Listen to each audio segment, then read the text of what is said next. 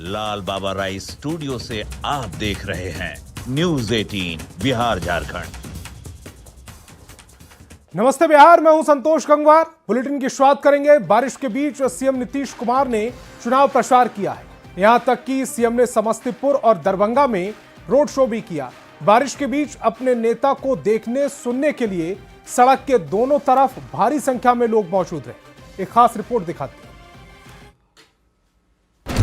आदरणीय मुख्यमंत्री जी को तो पता ही नहीं होगा कि उस घोषणा पत्र में क्या है। शायद उनको बोलने ना दिया जाए, इसलिए जो है जल्द से जल्द जो है ये खत्म कर लिया। सुना आपने, एनडीए का घोषणा पत्र जारी होने के तुरंत बाद नेता प्रतिपक्ष तेजस्वी यादव ने निशाना साधा। तंज इस बात पर भी कि सीएम नीतीश घोषणा पत्र जारी करने के तुरंत बाद क्यों चले गए। क्यों सीएम नीतीश ने कुछ नहीं बोला। अब आपके भी जहन में ये सवाल घूम रहा होगा, तो जवाब जानने के लिए कुछ तस्वीरों को देखें। जगह समस्तीपुर, कार्यक्रम सीएम नीतीश का रोड शो।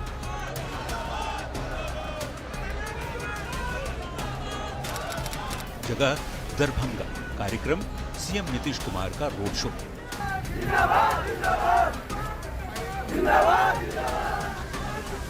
यही वो वजह थी जिसके चलते सीएम नीतीश घोषणा पत्र जारी करने के तुरंत बाद निकल गए, क्योंकि मौसम खराब था और चॉपर से जाना मुश्किल।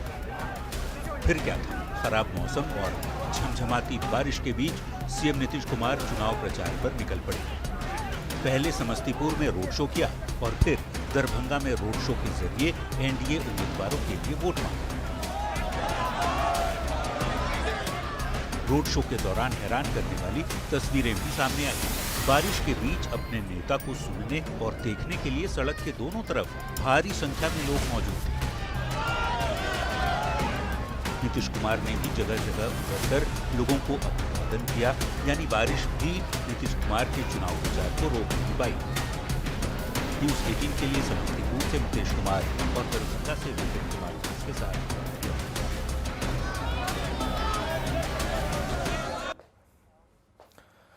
और अपने भाई तेजस्वी यादव के चुनाव प्रचार में राघोपुर के तेरसिया में पहुंची मीसा भारती ने साफ तौर पर कहा है कि बड़ी बहन होने के नाते दोनों भाई को आशीर्वाद है। तेज प्रताप के लिए महुआ जाने के सवाल पर मीसा भारती ने कहा, दोनों दल अलग अलग हैं। बतौर आरजेडी सांसद मेरा वहां जाना उचित नहीं है। मीसा ने कहा कि राघोपुर की चिंता न उन्हें और न तेजस्वी को है, क्योंकि राघोपुर की जनता विधायक नहीं सीएम चुनने जा रही है। राघोपुर की चिंता हम लोग को नहीं है, तेजस्वी को नहीं है, क्योंकि राघोपुर की जनता विधायक नहीं मुख्यमंत्री चुनने जा रही है। महुआ में भी जाएंगी प्रचार करने। देखिए, महुआ में इसलिए क्योंकि दो अलग अलग दल हैं। भाई दूसरे दल से लड़ रहा है, मैं राष्ट्रीय जनता दल में हूँ। लेकिन एक चीज़, सच्चाई को कोई नहीं नकार सकता है। बड़ी बहन हूँ, दोनों की बहन हूँ, दोनों को आशीर्वाद और शुभकामना। लेकिन क्योंकि मैं राष्ट्रीय जनता दल की सांसद हूँ तो मेरा वहाँ जाना उचित नहीं है, लेकिन बहन होने के नाते उसको आशीर्वाद और शुभकामना है। अब बड़ी बहन का आशीर्वाद मिलने पर तेज प्रताप ने कहा कि वो बड़ी बहन है, इसीलिए मुझे आशीर्वाद दे रही हैं, लेकिन वो मेरे लिए प्रचार कैसे करेंगी। वो अलग दल में है और मैं अलग दल से लड़ रहा हूं। वहीं तेजस्वी यादव के चुनाव प्रचार के लिए महुआ जाने के सवाल पर तेज प्रताप ने कहा, अगर वो महुआ जाएंगे तो हम राघोपुर जाएंगे।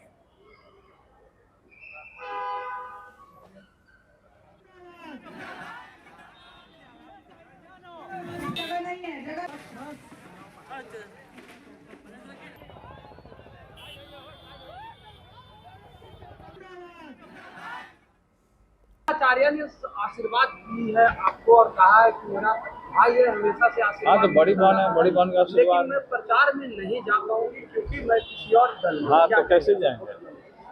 वो अलग दल है उनका, हमारा अलग दल है, तो कैसे जाएंगे? तेजस्वी यादव 2 तारीख को महुआ जा रहे हैं चुनाव प्रचार में, क्या करिएगा? चुनाव प्रचार में महुआ जा रहे हैं तो हम राघोपुर चले जाएंगे। बीजेपी नेता और भोजपुरी अभिनेता पवन सिंह का खेसारी लाल पर बयान सामने आया। छपरा से आरजेडी उम्मीदवार खेसारी लाल को लेकर उन्होंने बयान दिया, मेरे लिए रिश्ता भी मायने रखता है, मेरे लिए पार्टी का आदेश सर्वोपरि है, मुझे जो आदेश मिलेगा मैं उसे टाल नहीं सकता। पवन सिंह ने खेसारी को शुभकामनाएं दी। पवन सिंह ने बीजेपी की जीत के लिए गाना भी गाया है।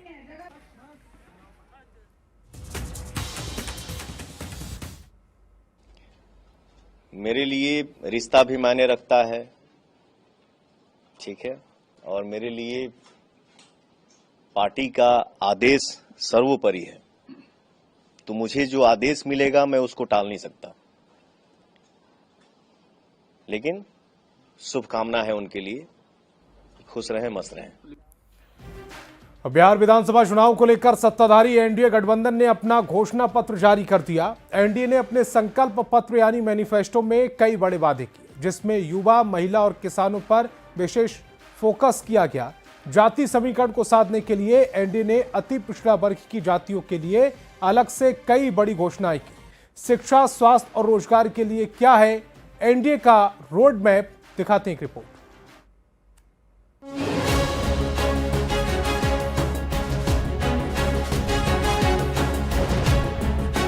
बिहार विधानसभा चुनाव को लेकर शुक्रवार को एनडीए ने संकल्प पत्र 2025 जारी कर दिया। पटना के होटल मौर्या में बीजेपी और जेडीयू के नेतृत्व वाले एनडीए के बड़े नेताओं की मौजूदगी में साझा घोषणा पत्र जारी किया गया। एनडीए के घोषणा पत्र में अति पिछड़ा वर्ग और गरीबों का काफी ख्याल रखा गया है। तो गरीबों के साथ ही किसान और कृषि, शिक्षा और स्वास्थ्य पर भी एनडीए ने काफी फोकस किया है, लेकिन सबसे ज्यादा फोकस महिलाओं और युवाओं पर है। हर जिले में फैक्ट्री और हर परिवार में नौकरी के वादे के तहत हर युवा को रोजगार देने का वादा किया गया है। 1 करोड़ से ज्यादा सरकारी नौकरी और रोजगार का लक्ष्य एनडीए की ओर से रखा गया है। औद्योगिक मिशन के तहत हर जिले में फैक्ट्री लगाने और औद्योगिक क्रांति के लिए 1 लाख करोड़ के निवेश का वादा भी किया गया है। महिलाओं को आर्थिक रूप से आत्मनिर्भर बनाने के लिए मुख्यमंत्री महिला रोजगार योजना के जरिए 2 लाख तक की सहायता राशि देने का वादा किया गया है। 1 करोड़ महिलाओं को लखपति दीदी और महिला उद्यमियों को करोड़पति बनाने का लक्ष्य भी रखा गया है। घोषणा पत्र पूरी तरह से अब तक के विकास योजनाओं का फ्यूचर प्लान है, और जो इसको हम कह सकते हैं कि एक रियलिस्टिक बनाम अनरियलिस्टिक की लड़ाई है। हर जिले में फैक्ट्री और हर घर में नौकरी, एनडीए की ओर से दावा किया गया है कि उन्होंने वही वादे किए हैं जो पूरे किए जा सके। ऐसे में देखना होगा कि बिहार की जनता इस संकल्प पर कितना भरोसा करती है और बिहार में एनडीए की सरकार बरकरार रहती है या नहीं। पटना संवाददाता शैलेंद्र कुमार के साथ ब्यूरो रिपोर्ट, न्यूज़ 18।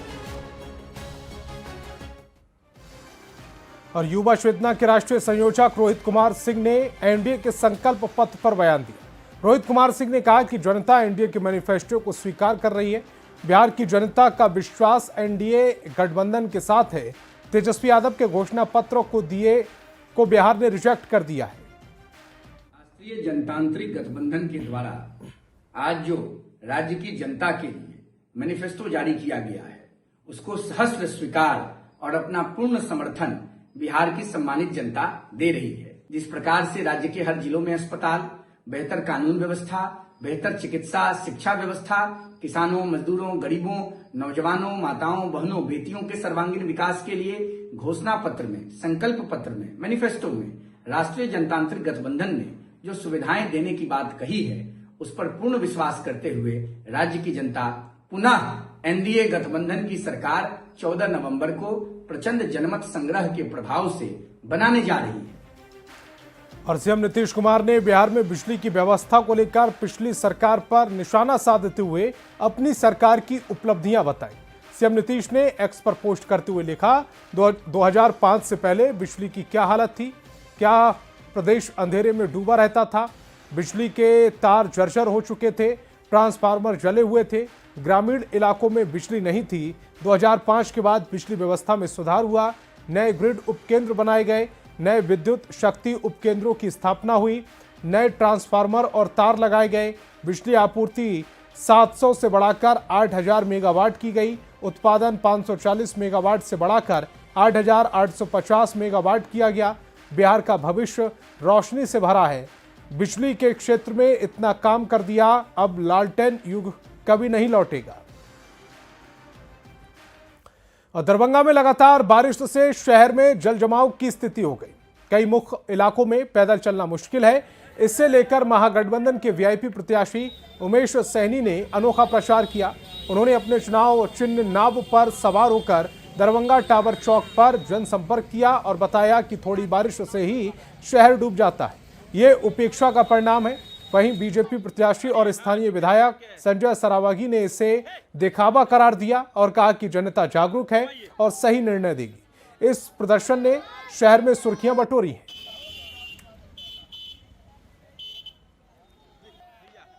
में चक्का लगा के लोगों को दिग्भ्रमित कर रहे हैं, उनको लज्जा आनी चाहिए।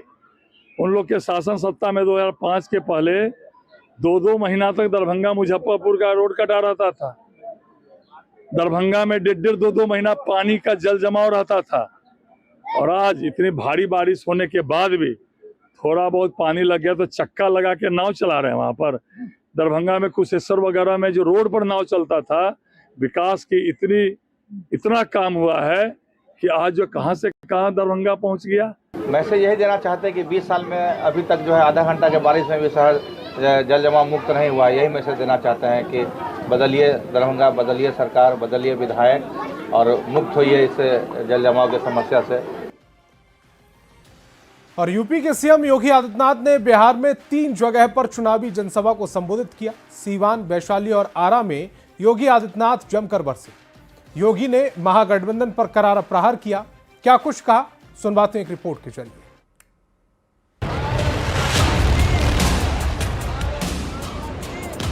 याद करना, अगर कांग्रेस और आरजेडी जीतती है तो गरीब के राशन को सबसे पहले बंद करके हजम कर डालेंगे। बिहार के सियासी रण में यूपी के सीएम योगी आदित्यनाथ जमकर गरजे। योगी ने सीवान, वैशाली और आरा में चुनावी जनसभा को संबोधित किया। सीवान के संग्राम में यूपी के सीएम ने हुंकार भरते हुए इशारों में पूर्व सांसद शहाबुद्दीन के बेटे पर निशाना साधा। याद करना, अगर कांग्रेस और आरजेडी जीतती है तो गरीब के राशन को सबसे पहले बंद करके हजम कर डालेंगे। नौजवानों की नौकरी के नाम पर ये लोग नौकरी तो नहीं देंगे, नौकरी के नाम पर आपकी जमीन को भी हजम कर डालेंगे। और रघुनाथपुर के उत्साह को देख करके तो मैं कह सकता हूं कि रघुनाथपुर में तो लोगों ने कह दिया कि खानदानी माफिया को फिर से नहीं आने देना है। योगी आदित्यनाथ ने वैशाली के लालगंज में भी चुनावी जनसभा को संबोधित किया। बारिश के बावजूद योगी की सभा में लोगों का जोश दिखा। लोगों ने बुलडोजर बाबा के नारे लगाए। योगी आदित्यनाथ ने यहां एनडीए की जीत का दावा किया और कहा, महागठबंधन माफिया राज लाएगा, लेकिन बीजेपी ऐसा होने नहीं देगी।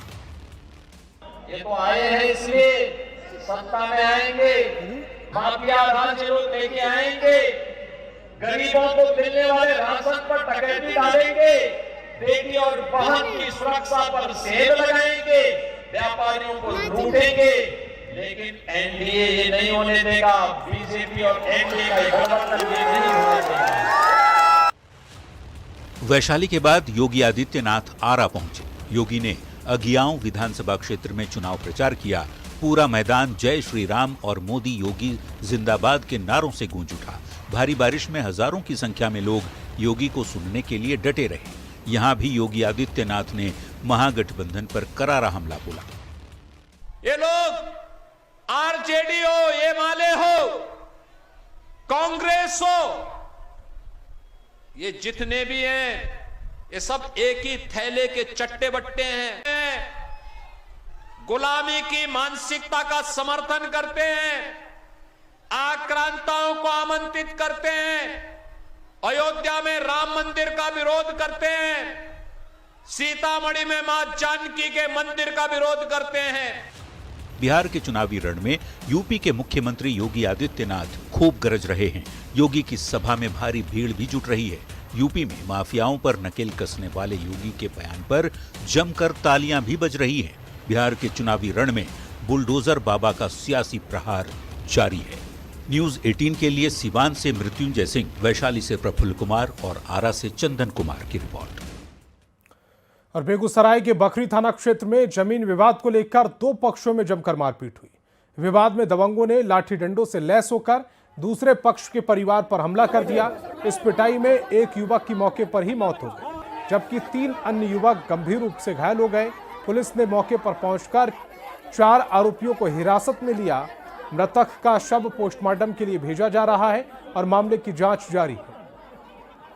आज सुबह उसका अर्जुन साहब का जमाई और उसका लड़का राजन और उसका लड़का सूरज कुमार, ये तीनों मिलके मेरे 2 भांजे एक भतीजे को मारा है, जो एक एक्सपायर हो गया जिसका नाम है मन्नू कुमार और जो अभी भर्ती है उसका नाम है सचिन कुमार। उसमें जमीनी विवाद हुआ था, उसमें एक मारपीट के क्रम में बच्चे को चोट लगी थी, अस्पताल ले जाने क्रम में उसकी मृत्यु हो गई थी। हमने एहतियातन 4 लोगों को निरुद्ध किया है या गिरफ्तार किया है। आगे बच्चे के सबको पोस्टमार्टम के लिए भेजा जा रहा है। हम लोग कार्रवाई कर रहे हैं, बाकी अभी स्थिति सामान्य है। और सासाराम के शिवसागर थाना क्षेत्र के टेकारी हाईवे पर रेस्टोरेंट में फायरिंग हो गई। इस गोलीबारी में रेस्टोरेंट का वेटर गोली लगने से घायल हो गया, जिसका इलाज अस्पताल में जारी है। रेस्टोरेंट में खाने के बाद पैसे को लेकर विवाद हुआ था। फिलहाल पुलिस ने मामले में 5 आरोपियों को गिरफ्तार किया है, लेकिन मुख्य आरोपी फरार है, जिसकी तलाश में पुलिस लगातार छापेमारी कर रही है। गिरफ्तार आरोपियों के कब्जे से पिस्तौल, कारतूस और वाहन बरामद किए गए।